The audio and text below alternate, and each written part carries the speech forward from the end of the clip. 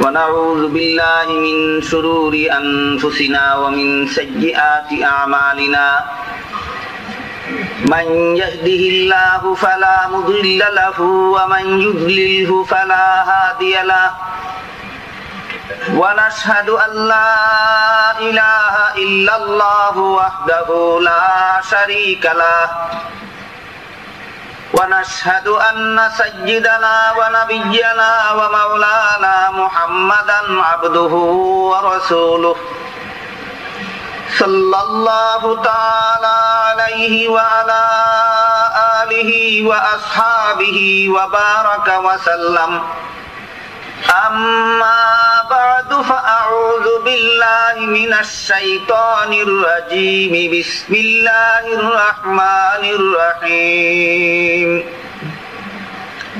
سبحان الذي أسرى بعبده ليلا من المسجد الحرام إلى المسجد الأقصى الذي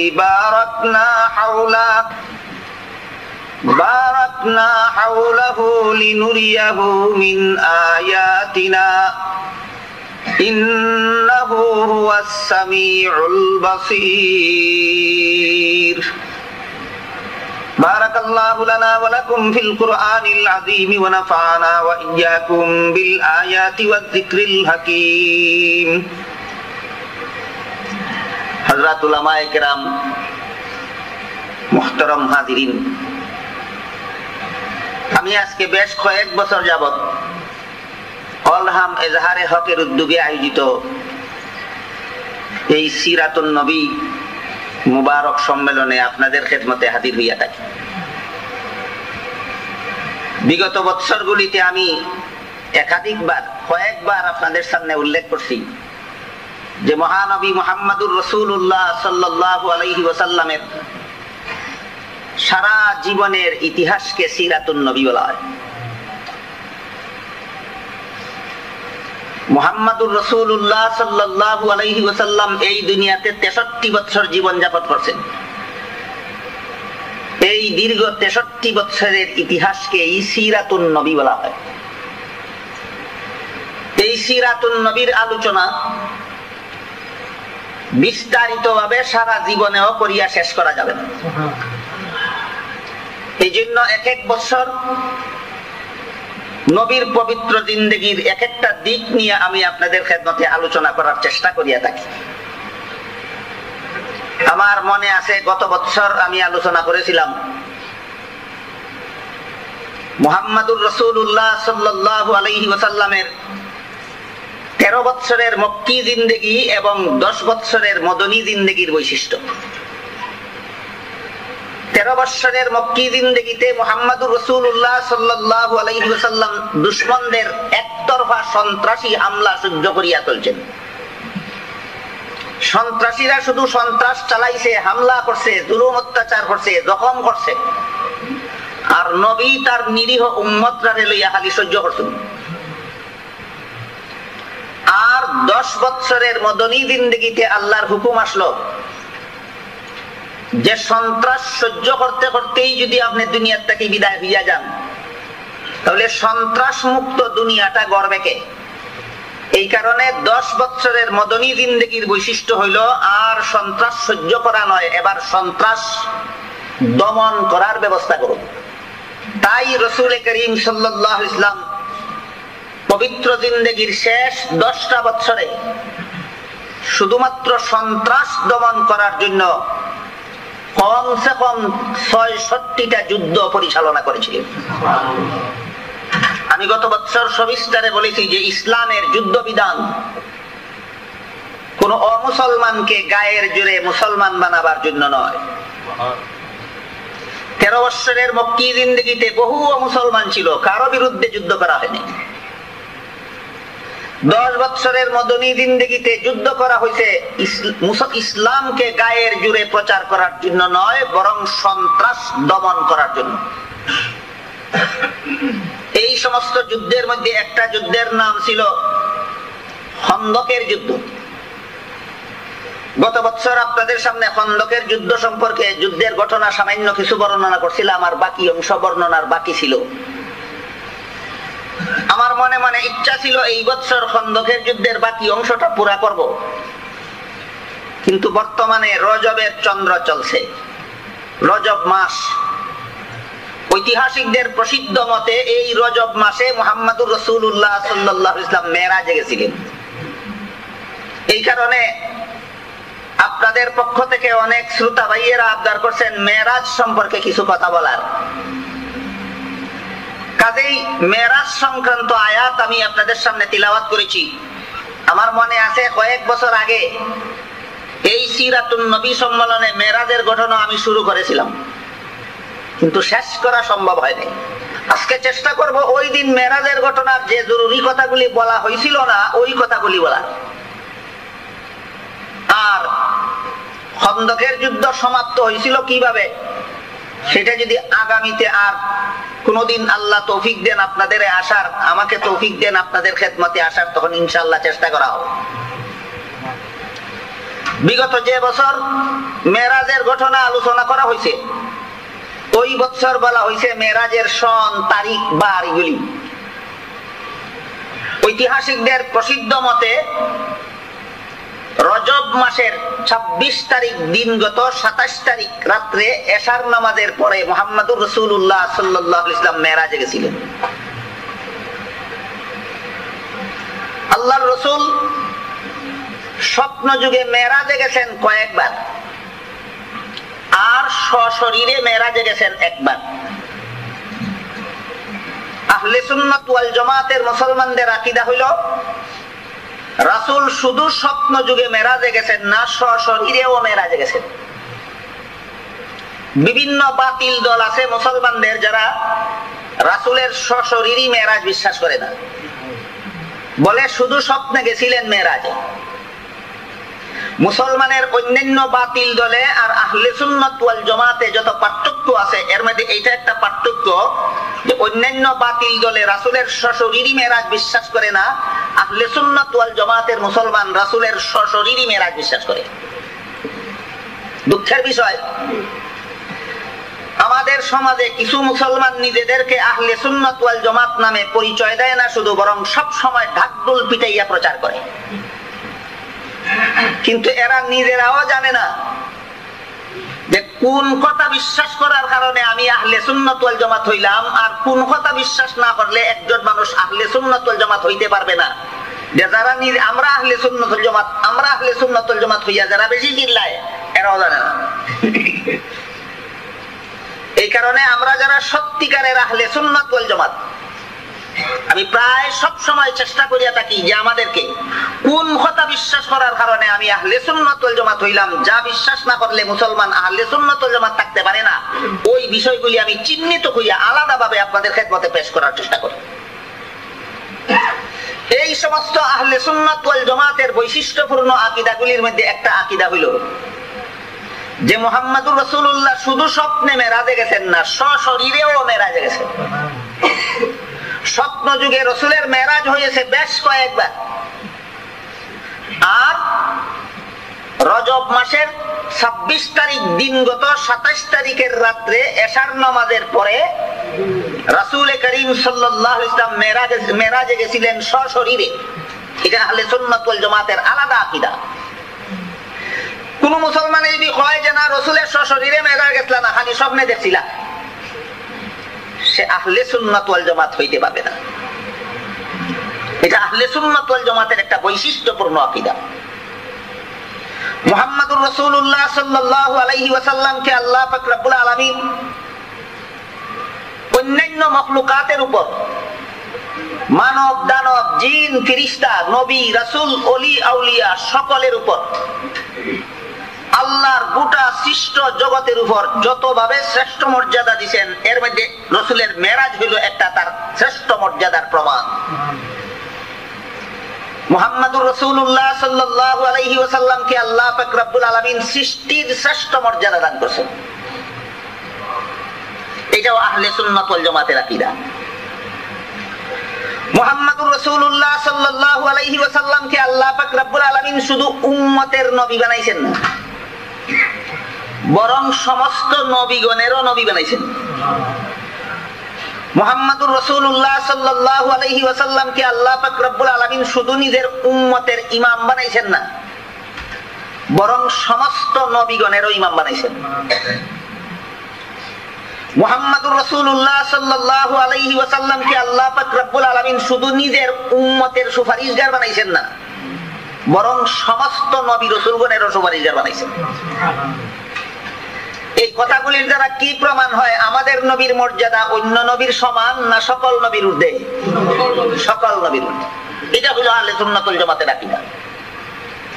কিন্তু আমাদের নবীকে মর্যাদা বর্ণনা করতে গিয়া যদি আল্লাহর সমান সাব্যস্ত করিয়া লয়, তাইলে এটা সুন্নি আকীদা হয় না, এটা শিরকি আকীদা হয়।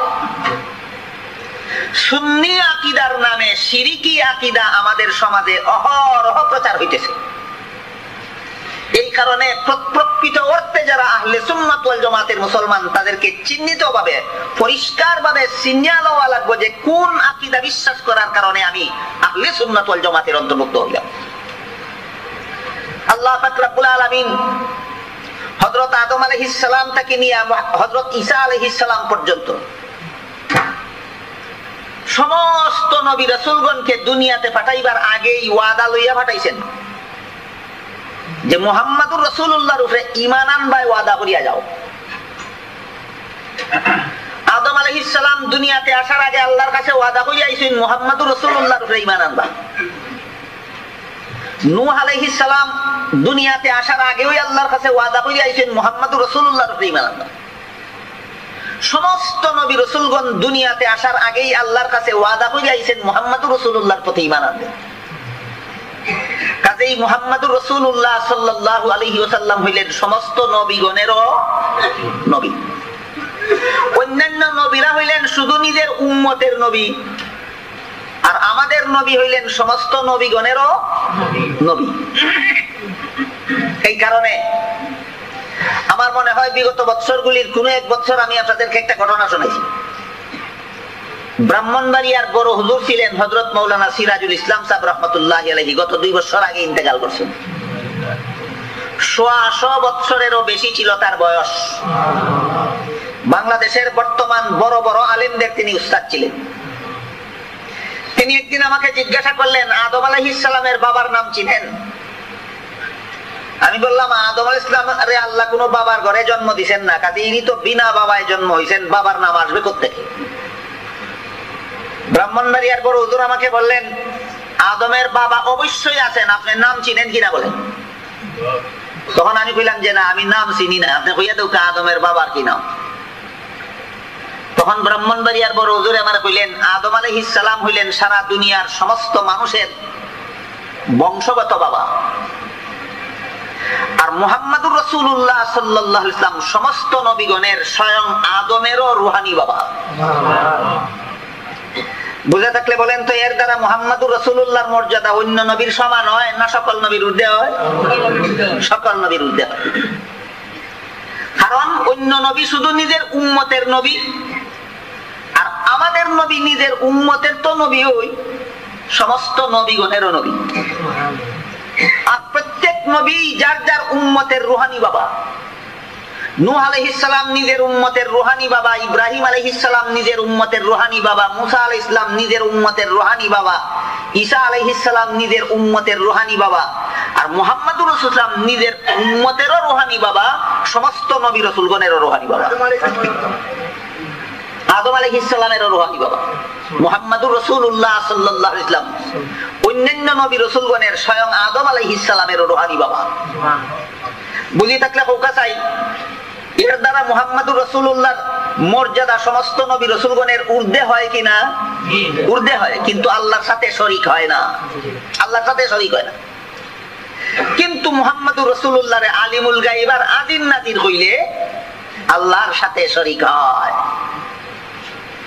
আল্লাহ পাক রব্বুল আলামিন সূরা নমলের 65 নম্বর আয়াতে বলেন, কুল্লা ইয়ালামু মান ফিস সামাওয়াতি ওয়াল আরদিল গায়বা ইল্লাল্লাহ।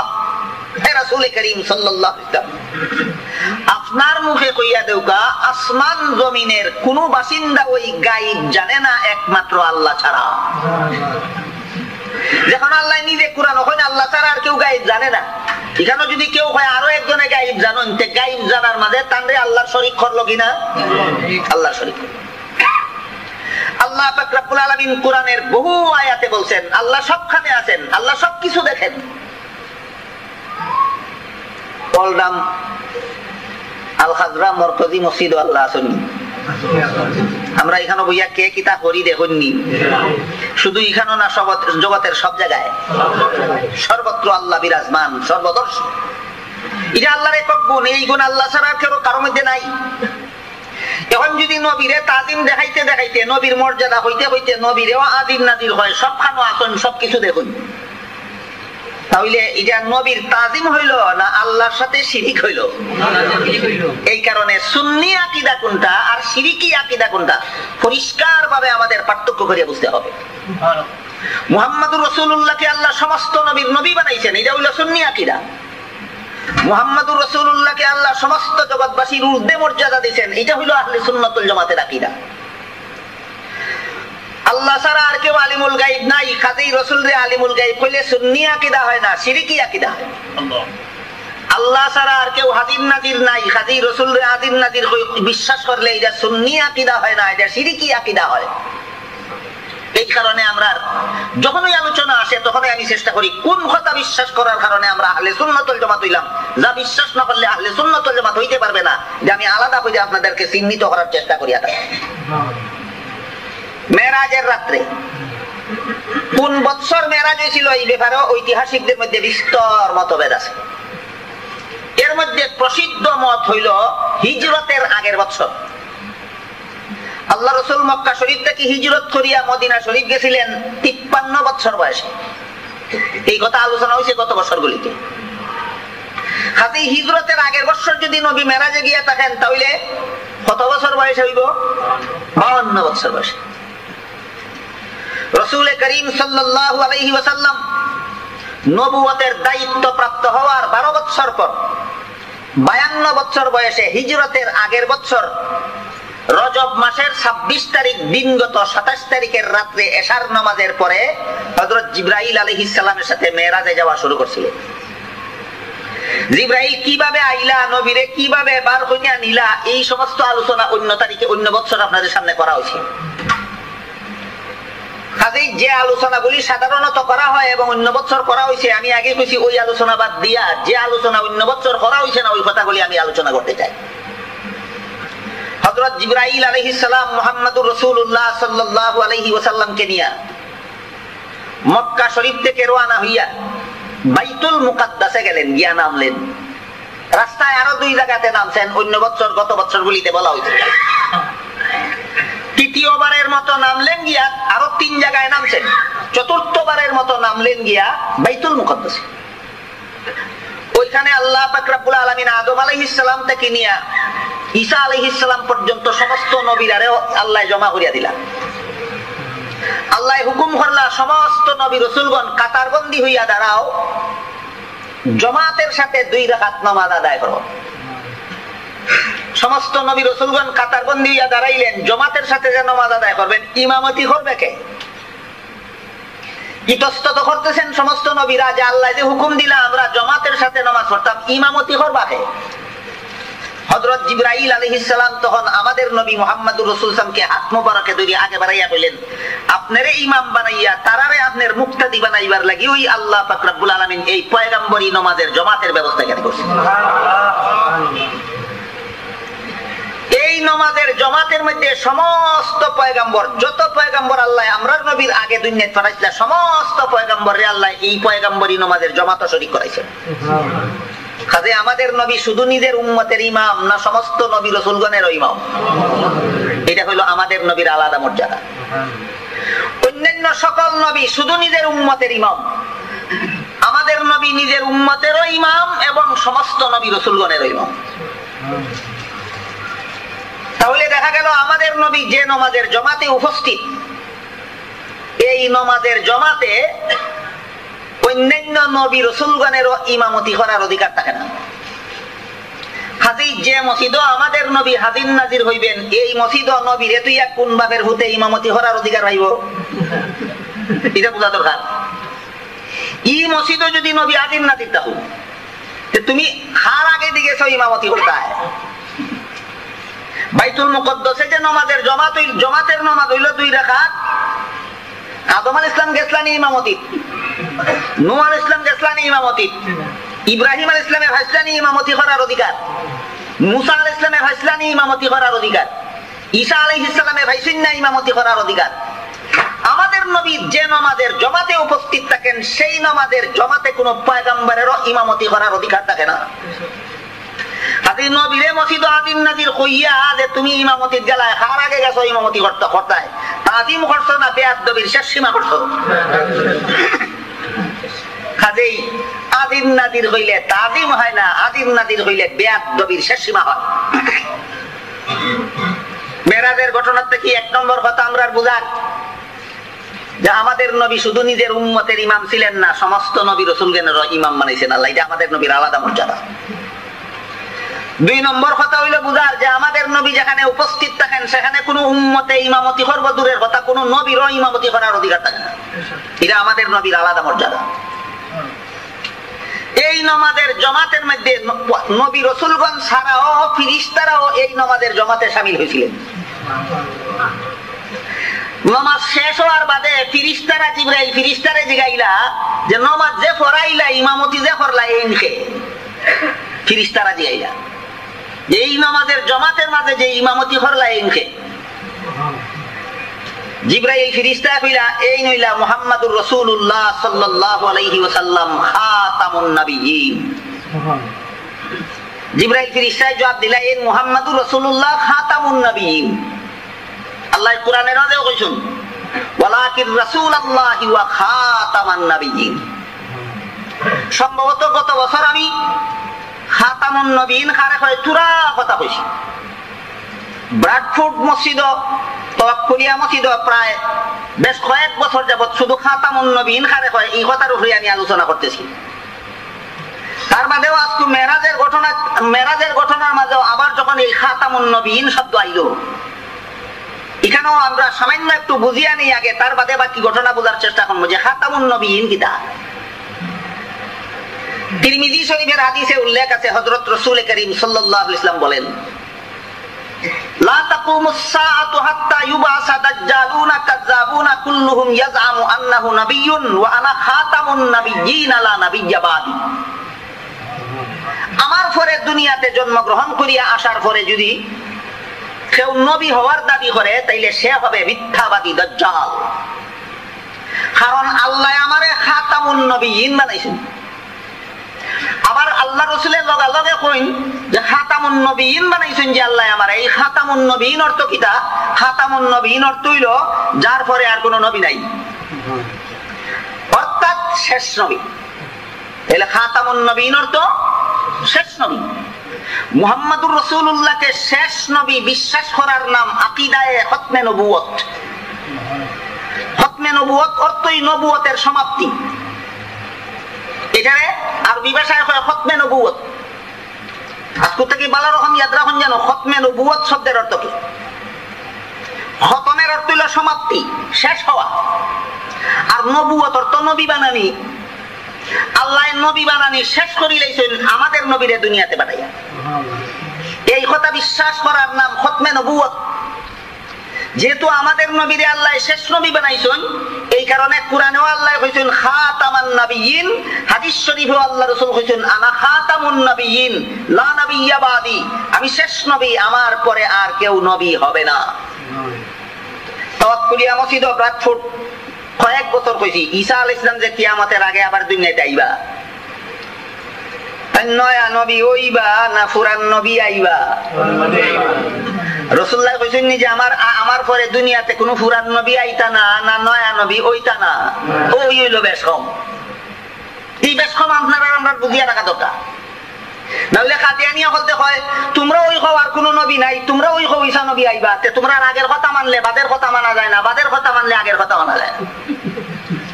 এই ফেসো করিয়া অনেক মুসলমানের জবাব দিতে না পারিয়া কাদিয়ানি হইয়া যায়। এই কারণে আমরা ভালো রকম বুঝিয়া রাখা দরকার। আল্লাহ রসুলেও কইছেন না, আল্লাহও কইছেন না যে ই নবীর পরে কোনো ফুরান নবী দুনিয়ায় আইতা না, এই কথা কইছেন না। কইছেন নয়া নবী ওইতা না, পুরান নবী আইতা না, না নয়া নবী ওইতা না, নয়া নবী ওইতা না। এর অর্থ হইল খাতামুন নবী। খাতামুন নবীনের অর্থ এই কথা না যে এই নবীর পরে পুরাতন কোন নবী দুনিয়াতে আইতা না। খাতামুন নবীনের অর্থ হইল এন বাদে নয়া আর কেউ নবী ওইতা না। বেশ বুঝাইতে পারলাম নি আমরা? পুরান নবী আইতা না, না নয়া নবী ওইতা না, নয়া নবী ওইতা না। এই কথা বিশ্বাস করার নাম আকীদায়ে খতমে নবুয়ত। যেহেতু আল্লাহ আমরার নবীরে খাতামুন নবিয়্যিন কইছেন, শেষ নবী কইছেন, কাজে এই কথা বিশ্বাস করার নাম খতমে নবুয়ত। কোরআনের মাঝে আল্লাহ কইছেন, হাদিসের মধ্যে রাসূলে কইছেন, মেরাজের রাতে জিবরাইল ফেরেশতা কইছেন। নামাজের জামাত শেষ হওয়ার বাদে যে সমস্ত ফেরেশতা হল বাইতুল মুকদ্দাসে পয়গম্বরী নামাজের জামাতও শামিল হইছে, তারা জিবরাইল ফেরেশতারে জিগাই ইমামতি দে করাইলা ইনকে। জিবরাইল হন এন মুহাম্মাদুর রাসূলুল্লাহ খাতামুন নবিয়্যিন, এন মুহাম্মাদুর রাসূলুল্লাহ খাতামুন নবিয়্যিন। ইনি মুহাম্মাদুর রাসূলুল্লাহ, ইনি শেষ নবী, উনার পরে আর কেউ নবী হবে না। তাহলে খতমে নবুয়তের কথা সিরাতুন নবীর ভিতরে আছে নি না নাই? আছে। ইসলামের এমন কোন জিনিস নাই যা সিরাতুন নবীর ভিতরে নেই। ঈসা আলাইহিস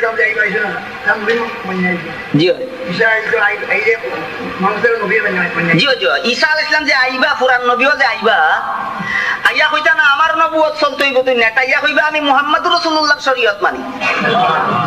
সাবে আমার ইয়াদ করাই দিছো। ই কথা কইলিতাম যাতে আপনারা ভুল না বুঝুন। ঈসা আলাইহিস সালাম যে আইবা, আইয়াও কইতা না বলে আমার শরীয়ত মানো, কইবা আমিও মুহাম্মাদুর রাসূলুল্লাহর শরীয়ত মানি।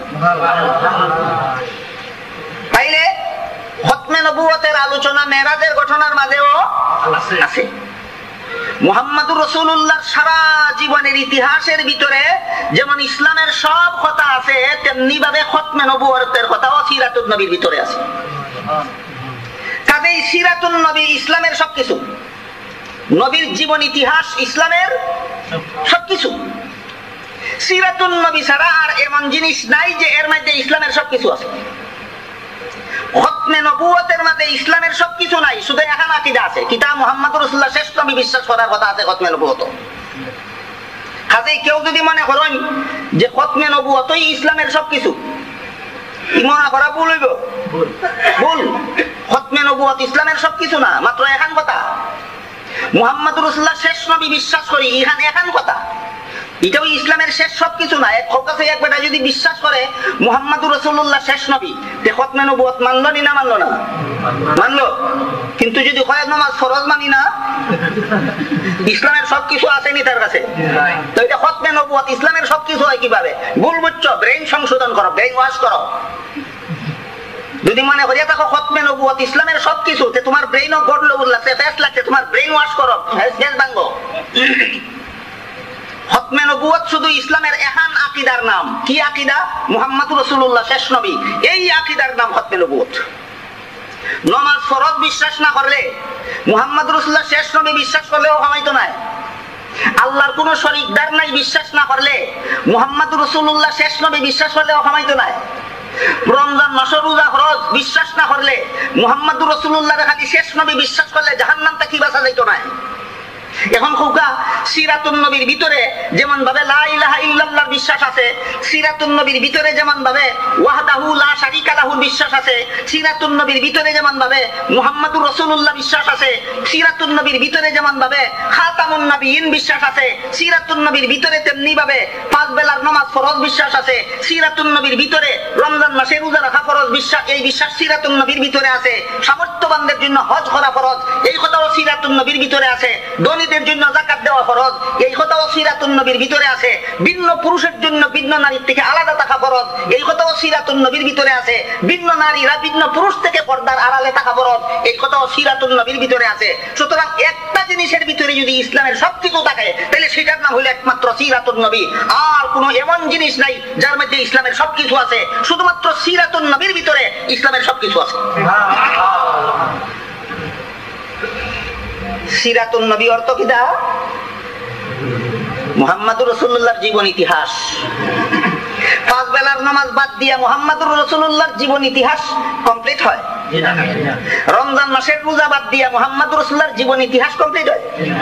পর্দা বাদ দিয়া মুহাম্মদুর রাসূলুল্লাহর জীবন ইতিহাস কমপ্লিট হয়? মদ খাওয়া না সারিয়া, সুদ খাওয়া না সারিয়া, ঘুষ খাওয়া না সারিয়া, গাঞ্জা খাওয়া না সারিয়া মুহাম্মদুর রাসূলুল্লাহর জীবন আদর্শ পালন করা হয়? হয় না। সুতরাং একমাত্র সিরাতুন নবী এমন একটা জিনিস যার মধ্যে ইসলামের সবকিছু আছে। সিরাতুন নবী ছাড়া এমন কোন জিনিস নাই যার মধ্যে ইসলামের সবকিছু আছে। এক এক অংশ আছে। লা ইলাহা ইল্লাল্লাহর মধ্যে কোন অংশ আছে? আল্লাহ ছাড়া মাবুদ নাই এই কথা বিশ্বাস করার অংশ আছে। মুহাম্মদুর রাসূলুল্লাহর মধ্যে কোন অংশ আছে? হযরত মুহাম্মদ সাল্লাল্লাহু আলাইহি ওয়াসাল্লাম আল্লাহর রাসূল এই অংশ আছে। খাতামুন নবীনের মধ্যে কোন অংশ আছে? মুহাম্মদুর রাসূলুল্লাহ শেষ নবী এই অংশ আছে। পাঁচ বেলার নামাজ ফরজ, এখানের মধ্যে শুধু নামাজের অংশ আছে। রমজান মাসে রোজা ফরজ, এখানের মধ্যে শুধু রোজা অংশ আছে। সামর্থ্যবানের জন্য হজ ফরজ, এখানে শুধু হজের অংশ আছে। ধনীদের জন্য যাকাত ফরজ, এখানের মধ্যে শুধু যাকাতের কথা আছে। আর সিরাতুন নবীর ভিতরে সব কথা আছে। এর উদাহরণ বুঝিলেও কা কোটি টাকা আর এক টাকা, কোটি টাকার ভিতরে এক টাকা আসেনি, কিন্তু এক টাকার ভিতরে কোটি টাকা নাই। ঠিক তেমনি ভাবে সিরাতুন নবীর ভিতরে খতমে নবুয়ত আছে, কিন্তু খতমে নবুয়তের ভিতরে শুধু মুহাম্মদুর রাসূলুল্লাহ শেষ নবী ছাড়া আর কথা নাই। এক টাকার ভিতরে কোটি টাকা নাই, কিন্তু কোটি টাকার ভিতরে এক টাকাও আছে। ঠিক তেমনি ভাবে খতমে নবুয়তের ভিতরে সিরাতুন নবী নাই, কিন্তু সিরাতুন নবীর ভিতরে খতমে নবুয়ত আছে। কথা বুঝলা কিনা দেখো? যেহেতু ফিরিস্তারা নামাজের পয়গম্বরী নামাজের জামাত শেষ হওয়ার পরে জামাতের মধ্যে যে সমস্ত ফিরিস্তারা শরীক হয়েছিলেন, ওই সমস্ত ফিরিস্তারা যখন জিবরাইল ফিরিস্তারে জিজ্ঞাসা করলেন যে ইমামতি করলা যে ইনকে, জিবরাইলে কি জবাব দিলা? তিনি মুহাম্মদুর রাসূলুল্লাহ এবং খাতামুন নবী। এই খাতামুন নবীন আমাদের নবীর আলাদা মর্যাদা। এখন বুঝিয়া লই আমরা খাতামুন নবীন আলাদা মর্যাদা কিভাবে। খাতামুন নবীন শব্দের অর্থ শেষ নবী। শেষ নবী হইলে আলাদা মর্যাদা কেমনে হইল? আমি ব্রাডফোর্ড মসজিদে কয়েক বছর এই কথাটা বারবার বলছি, আজকে আবার আপনারা রেখেছি। সমস্ত নবী রাসূলগণকে আল্লাহ পাক রব্বুল আলামিন সারা দুনিয়ার সমস্ত মানুষের জন্য রূহানি চিকিৎসক বানাইছেন। কিসের চিকিৎসক? রূহানি চিকিৎসক। মানুষের শরীরও যেমন বেমার হয় ডাক্তারে চিকিৎসা করে, মানুষের আত্মার মাঝেও বেমার হয় নবী আর নাইবে নবীরা চিকিৎসা করুন। আত্মার বেমারের চিকিৎসক কোন ডাক্তার নাই। রুহের বেমারের চিকিৎসক হইলেন শুধুমাত্র নবীগণ আর নাইবে নবীগণ। রুহের মাঝে বেমার কিভাবে হয়? রুহের বেমার আমার আসেনি না নাই চিন্তাম কিভাবে? কথা শুনলে বুঝবা, এই অতটুক পর্যন্ত শুনলে মনে করবা এইটা তো বড় কঠিন ব্যাপার। আমার মাঝে রু আছে, আমি বুঝি, আমি দেখি, আমি শুনি, আমি বুঝ ভাই, হাতি প্রমাণ হইলো আমার মাঝে রু আছে, কিন্তু আমার রুহের মাঝে বেমার আছে, এই তো কঠিন কথা বুঝতাম কিভাবে? এটা বুঝা আরো সহজ। কিরকম? যদি দেখুন আপনি যে ইবাদত করতে মনে চায় না, এই কারণে আপনি ইবাদত ছাড়ি দেন, আর গুনাহ করতে মজা লাগে এই কারণে আপনি গুনাহ করিলেন। মুফাসসিরিনে কেরাম লেখেন এই তোমার রুহের বেমার, এই হইল তোমার রুহের বেমার। ইবাদত করতে কিছু না কিছু কষ্ট লাগে, এই কারণে ইবাদত করা ছাড়ি দেই, আর গুনাহ করতে কিছু না কিছু মজা পাওয়া যায়, এই কারণে আমি গুনাহ করিলাই।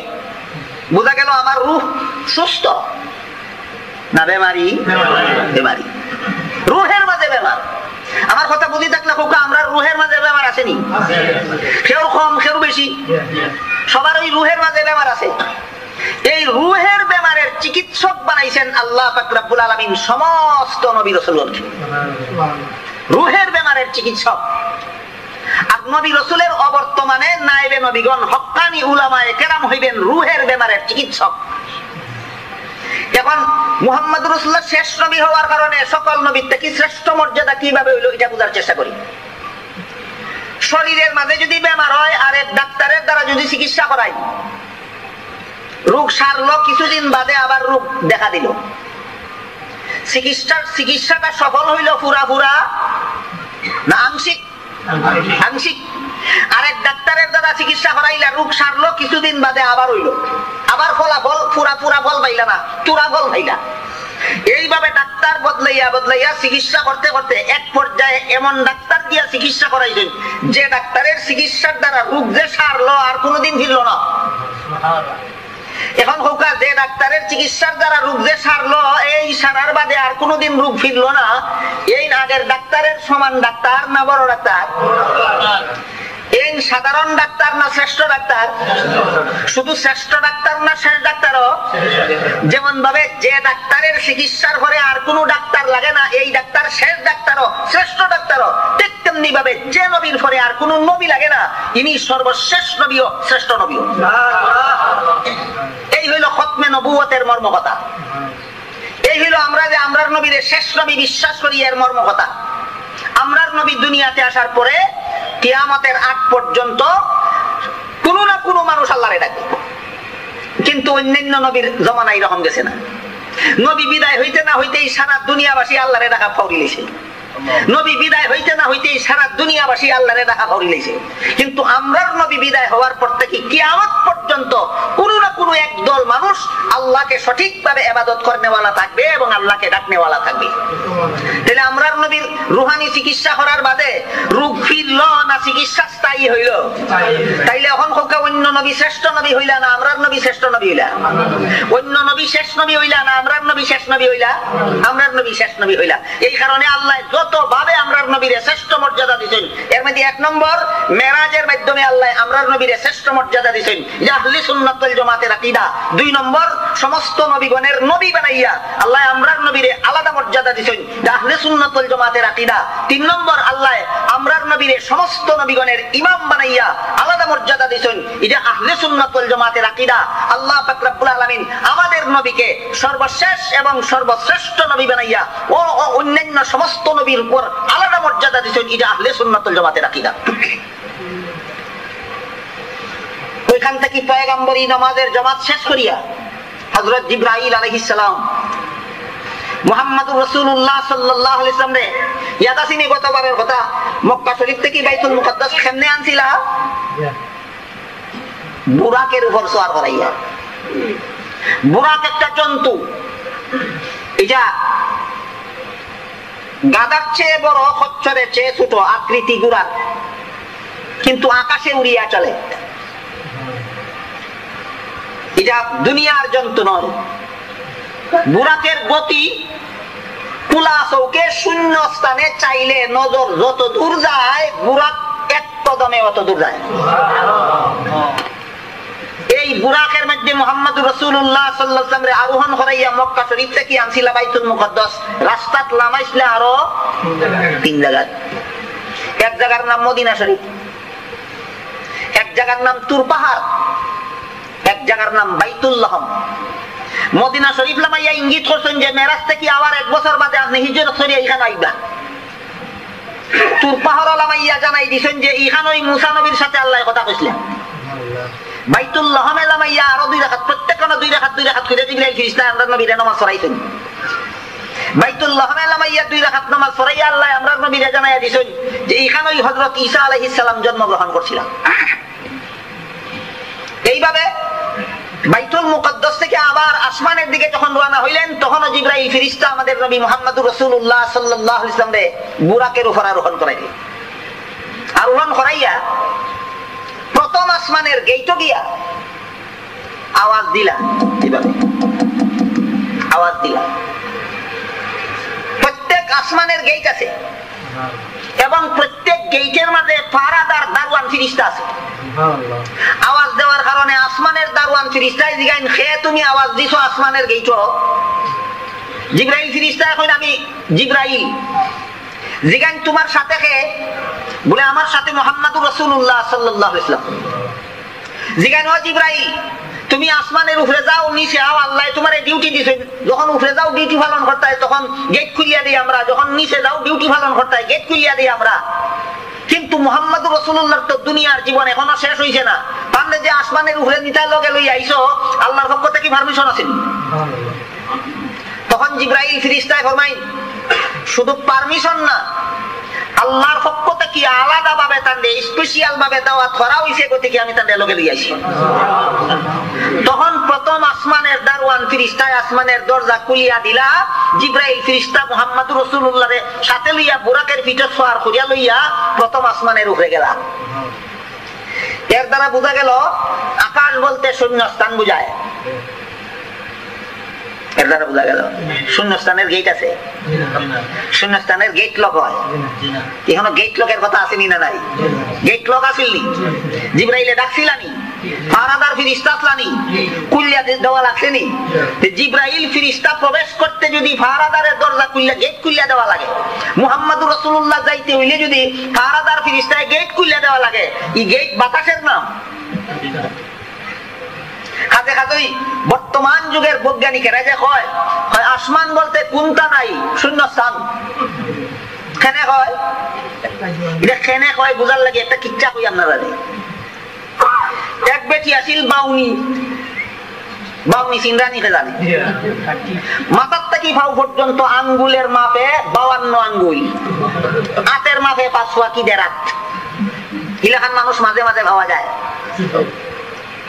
কিন্তু কদে বাউনি হইলে কি তুই বয়স হয়েছে 20 বছর, বাপে দিছে দিয়া,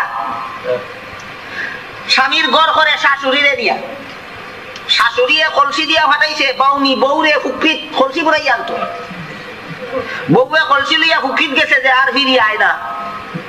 গরব হইয়া শাশুড়িয়ে বার চাইতে চাইতে চাইতে চাইতে ডাকে, বৌমা বৌমা অতখান ধরিয়া ফুকরিত কিতা করো, কলসি লইয়া পানি লইয়া জলদি আও না, কেন রান্তাম। হয় আম্মা আপনারা যে আমার একটা হার দিছিলা স্বর্ণের গলার মাঝে, কলসি বুড়ানির সময় আমার গলার আর সিরিয়া কলসির ভিতরে পড়ে গেছি। গলার আর সিরিয়া কই পড়ছে? কলসির ভিতরে। হরিয়ে রান্না করতে গিয়ে হয় বেয়া হলদি মেটি, কলসির ভিতরে যদি হরি থাকে তো হাত দিলে ওই ভাইবে এটা কলসির তলাক বই থাকছে। বউয়ে ফুকরিতে কি হয়, আম্মা অতখান ধরি কলসির ভিতরে আতাইতাছি, এটার নো তলা ওই নাই, কলসির তলা নাই না লাগাল হয় না। যেমন ভাবে এই বাউনি বেটি কলসির তলা লাগাল হয় না, কই হয় কলসির বলে তলা ওই নাই, ঠিক তেমনি ভাবে বৈজ্ঞানিক হলতে আসমান লাগাল হয় না, কই হয় আসমান বলতে কোনটা নাই। মেরাজের ঘটনা বুঝি থাকলে আসমান বলতে কোনটা নাই। আমরা একটু সামান্য মনোযোগ দিয়ে বোঝার চেষ্টা করি আসমান বলতে কিতা আছে, কই আছে, কি অবস্থায় আছে। এক হাদিসে উল্লেখ আছে, হযরত রাসূল করিম সাল্লাল্লাহু আলাইহি ওয়াসাল্লাম ফরমাইন, সূর্য প্রত্যেক দিন আল্লাহর আরশের নিচে যায়, গিয়ে আল্লাহরে সিজদা করে, সিজদা হইয়া উদয় হওয়ার অনুমতি চায়। আল্লাহ অনুমতি দিয়ে আরলে বাদে সূর্য উদয় হয়। আবার আরশের নিচে যায়, আবার আল্লাহরে সিজদা করে, আবার অস্ত যাওয়ার অনুমতি চায়। আল্লাহ অনুমতি দিয়ে আরলে বাদে অস্ত যায়। আবার আরশের নিচে যায়, আবার আল্লাহরে সিজদা করে, আবার উদয় হওয়ার অনুমতি চায়, অনুমতি দিয়ে ফাইয়া আরলে বাদে উদয় হয়। এই অবস্থায় সূর্যের উদয় আর অস্ত চলছে। এই আয়াতের ব্যাখ্যায় মুফাসসিরিনে কেরাম লেখেন, সূর্য মুহূর্তে মুহূর্তে আল্লাহর আরশের নিচে যায় আর সিজদা করে, আর উদয়স্তের অনুমতি চায়, অনুমতি পাইলে পরে উদয় হয় আর অস্ত যায়। এইসব কথা ব্যাখ্যা কিতা? এর ব্যাখ্যায় লেখছনি কথা, এই পৃথিবীটার চতুর্দিক থেকে একটা মহাশূন্যতার এইভাবে ঘেরাও করিয়া আছে। এই মাউথ খ্রিস্টান পৃথিবীটার উদাহরণ। আর পৃথিবীর চতুর্দিক যে ফাঁকা জায়গা আছে, শূন্য জায়গা, এটা পৃথিবীর চারিবাজুবাই ঘেরা করি। এই কারণে আমেরিকার থেকে যদি একটা ফ্লাইট আপনি উড়াইয়া লইয়া সোজা এক মুখা খালি যাইতেই থাকুন যাইতেই থাকুন যাইতেই থাকুন, যাইতে যাইতে যাইতে সারা পৃথিবী ঘুরাইয়া আবার আমেরিকার আকাশে যাইবা। বাংলাদেশ থেকে যদি একটা বিমান আকাশে উড়াইয়া সোজা বরাবর যাইতেই থাকুন যাইতেই থাকুন যাইতেই থাকুন, এই দুর্গা এখানে বাংলাদেশ, এখান থেকে একটা বিমান উঠলো, উড়িয়া যাইতে যাইতে যাইতে যাইতে যাইতে যাইতে যাইতে যাইতে ঘুরিয়া সোজা গেলে আবার ঘুরিয়া বাংলাদেশে উঠাইল। তাহলে কিতা প্রমাণ হইল? পৃথিবীর চাইরো বাজু বাই কিতা আছে? শূন্যস্থান, ফাঁক জায়গা, খালি জায়গা। এই শূন্যস্থানের গভীরতা হইল 500 বছরের রাস্তা। 600 বছর পর্যন্ত বৈজ্ঞানিকরা রকেট লিয়া সোজা হুরমুখা গেছলা। এই শূন্যস্থানটার গভীরতা হইল 500 বছরের রাস্তা। 500 বছরের রাস্তা শূন্যস্থান পার হইলে বাদে জিনিস, সত্য জিনিসে এই শূন্যস্থানটারে চতুর্দিক থেকে ঘেরাও করে রাখছে। ওইটার গভীরতা আরো 500 বছরের রাস্তা। ওইটারে আরো একটা শূন্য স্থানে ঘেরাও করে রাখছে, হিজা আরো 500 বছরের রাস্তা। ওইটারে আরো একটা কঠিন পদার্থ চতুর্দিক থেকে ঘেরাও করে রাখছে, এটা আরো 500 বছরের রাস্তা। এইভাবে স্তরে স্তরে 7টা শূন্য স্থান আছে, এক একটা শূন্য স্থানে এক একটা কঠিন জিনিসে ঘেরাও করিয়ে রাখছে। এই শূন্য স্থানটারে বৈজ্ঞানিকরা হয় আকাশ, আর কঠিন পদার্থটারে ইসলামের ভাষায় হয় আসমান। আকাশ যেটা আসমানি তো